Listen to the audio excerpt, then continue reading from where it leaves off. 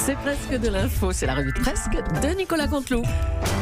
Et tout de suite, c'est à vous, mon cher Mathieu Béliard, pour le rappel de l'actualité. Oui, ma chère Julie, bienvenue sur Europe 1. Bon réveil, c'est Mathieu Béliard et son écharpe jaune paprika. Alors, ce matin, nous recevions un trader à 8h qui nous expliquait qu'il fallait acheter des actions de la Française des Jeux. Jean-Luc Trader, vous êtes toujours avec nous. Bonjour. Alors, vous nous disiez que c'était un bon placement, la Française des Jeux, même en cas de crise. Car en cas de crise, les pauvres, vous nous le disiez, jouent au loto et donc ça fait monter l'action de la Française des Jeux. J'ai bien résumé votre discours, Jean-Luc Trader.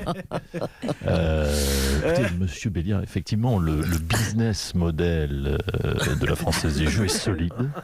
Il est solide. On peut acheter en confiance de l'action Française des Jeux, même en cas de crise. Parce que plus il y a de pauvres, plus l'actionnaire français des Jeux devient riche. Les pauvres, on se rend compte que c'est de l'or. Une ville comme Dunkerque, Monsieur Béliard, c'est potentiellement un nouvel Eldorado. D'ailleurs, nous en parlions il y a quelques jours avec Gérald Darmanin. Nous lui avons demandé de baisser rapidement le RSA, le SMIC de 30-40% pour fabriquer du pauvre. Ça devrait permettre, pardonnez-moi, de créer du pauvre et donc d'optimiser la montée de l'action. Sinon, je conseille, pardonnez-moi d'être bref, je conseille aussi d'acheter de l'action Décathlon. Parce que c'est eux qui font les tentes Quechua pour les migrants, les étrangers en difficulté et autres clodos. Oui, voilà. Bon. Par contre, si vous avez investi, permettez-moi un conseil boursier, si vous avez investi dans le dentifrice, vendez. Le pauvre ne se lave pas les dents, c'est connu, c'est pour ça qu'il est en général plus cuite, 4 en haut, 4 en bas. Oh non, arrête. Bien, merci Jean-Luc Trader, peut-être un peu de cynisme Jean-Luc Trader, mais merci, de rien. Ça me fait plaisir de faire aimer la bourse à vos auditeurs. Oh là là. Bon allez, c'est bon. On va revenir maintenant sur la polémique du moment. Les quotas d'immigration professionnelle, ils seraient mis en place car certains métiers ne trouvent pas de preneurs en France, mais curieusement. C'est n'importe Nawak. Oh, Nadine Morano. Ouais, bonjour. salut le Leclerc, salut le Béliard. Mais franchement, c'est ridicule. Mais alors allez-y, qu'on en rajoute de l'immigré, comme si on n'en avait pas assez. Certains métiers ne trouvent pas preneurs. Mais il n'y a que ça, des immigrés qui prennent les emplois des Français, on le sait. C'est parti. Mais il n'y a pas de c'est parti, t'en veux beaucoup, Leclerc, toi, des éboueurs blancs? Non, voilà. Eh bien voilà, les Mamadou, ils empêchent les Marc-Antoine de balayer nos rues. C'est QFD, excuse-moi. Les Marc-Antoine. Non mais franchement, éboueur ou balayeur, ce sont des métiers que les Français ne veulent pas faire. Mais non, mais blablabla, mais non, mais c'est des boulots pris par les immigrés. Il faut ouvrir les yeux. Et je pose la question, mais de quel droit des étrangers viennent ramasser nos poubelles et construire nos immeubles à notre place? Oh, allez, de toute façon. Mais de toute façon, c'est pas le sujet. Il s'agit de métiers techniques comme informaticien expert ou dessinateur en BTP, par exemple. Dessinateur en BTP, ouais. Informaticien expert. Non mais voyons, mais bien sûr. Mais en plus, elle y croit. Non mais si je comprends bien, alors on va faire venir des types venus de pays. Ouvrons les yeux, ouvre cette table aux auditeurs, oui. De pays où ils se démerdent encore avec des bouliers en bambou, et on veut leur confier des systèmes informatiques dans l'aérospatial. Non, mais on marche sur l'athlète. Sur l'athlète. Mais oui, mais ça va tout nous détraquer. Non, excusez-moi, chacun chez soi. Est-ce que moi, je vais faire de la politique au Sénégal? Non. Et pourtant, je m'y connais. Oui, je m'y connais en sénégalisme et en Afrique. En sénégalisme. Oui, oui. Non, écoutez, j'ai vu 3 fois Le Roi Lion avec mon Hakuna Matata, tout ça, je connais. Hakuna Matata. Bon, allez, merci Nadine Morano. Le niveau. François Bayrou a été convoqué chez les juges en vue d'une possible mise en examen. Pour rappel, il est poursuivi dans le cadre de l'affaire des assistants parlementaires européens du Modem. Pardonnez-moi, oui, Madame Julie, oui. Si vous me permettez d'intervenir, oui. François Bayrou, je le dis sur votre antenne, est innocent. Il n'a rien fait, c'est un pur petit agneau délicat. Enfin, Monsieur Balkany, pourquoi vous voulez à ce point défendre François Bayrou? Pourquoi? Parce que je veux pas l'avoir comme voisin de cellule. Hein.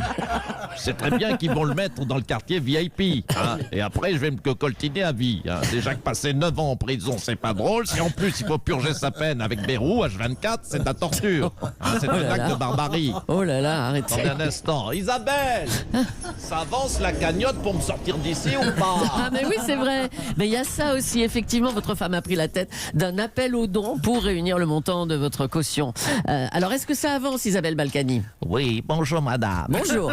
Écoutez, j'ai décidé, n'est-ce pas, de lancer une sorte de téléthon pour mon époux, Patrick. Oui, carrément, oui. Donc je le dis, allez, c'est parti la musique. Envoyez vos dons, soyez généreux, cassez vos tirelires, secouez vos peignoirs, vendez s'il le faut une de vos villas à Marrakech ou ailleurs. On ne demande pas grand-chose. Envoyez votre argent à l'opération, un riad pour Patrick. Déposez-le en liquide dans une enveloppe vierge, n'est-ce pas, dans la boîte numéro 28 de la consigne de la gare de Levallois-Perret. Ou alors vous faites un virement à la société Balkany United Pamplemousse Corporation. Notez l'adresse, Oui. Prenez un stylo, chers C'est fait, auditeurs. oui, Donc on y va. 30 boulevard Bernard Madoff à Panama City. Voilà. Alors, monsieur Holt a la gentillesse, Oui. a la gentillesse d'être avec nous pour nous soutenir. Gérard Holtz, où en est le compteur, Gérard? Alors,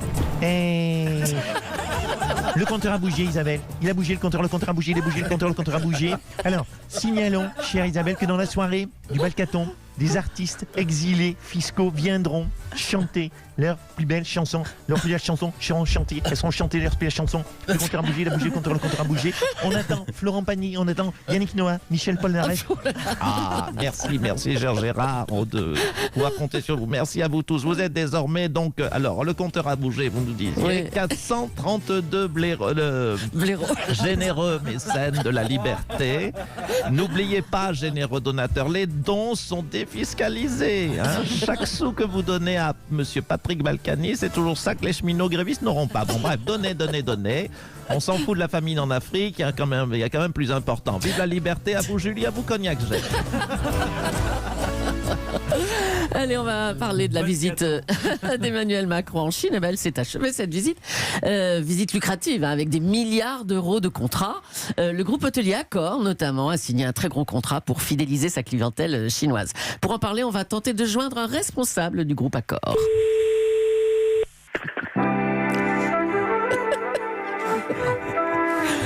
Bonjour et bienvenue aux hôtels Accor. Miao, aux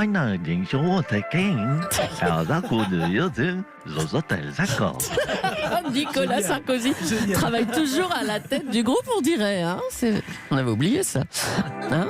Les hôtels Accor vous accueillent tous les jours, 24 heures sur 24, dans un établissement à l'écoute des moindres désirs de ses clients chinois et asiatiques. Les amis de tout le noble continent japonais, ce sont les hôtels Accor.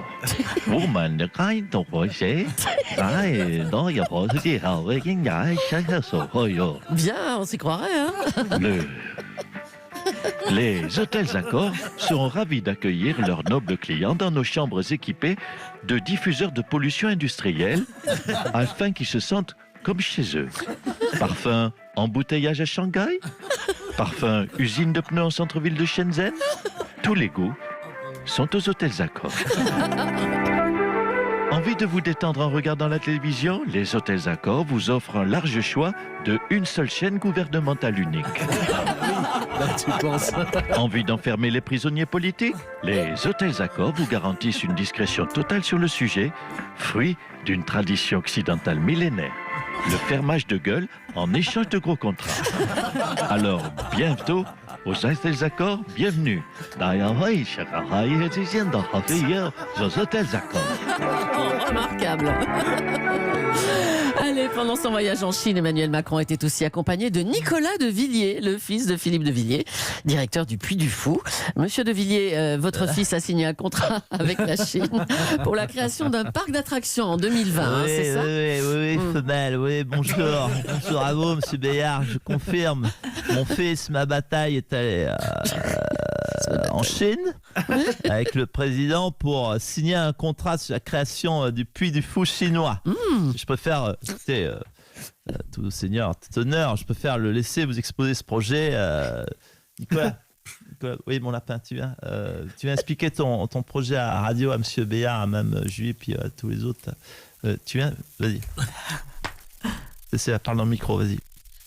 Bonjour, femelle. Bien, ce projet de parc racontera l'histoire de la chevalerie médiévale chinoise. On découvrira la noblesse des mandarins et la puissance des cavaliers de l'époque Ming. Alléluia. Très bien, Nicolas. Dis-leur, tu as aimé la Chine? Oh oui, papa.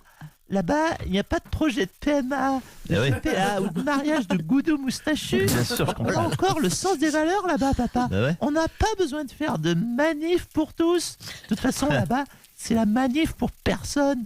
La Gay Pride, c'est en camp de rééducation. Oh, Gloria. Ah oui. Quel merveilleux pays. J'ai hâte d'y aller à mon tour, en tout cas. Eh ben, c'est du joli, tiens, mais quelle famille, Oh, franchement. garde tes sarcasmes pour toi, femelle. Bien envoyé, mon chéri. Tu as raison. Tout le clan. Il y a de Magnifique. plus en plus de personnages. On découvre leurs enfants.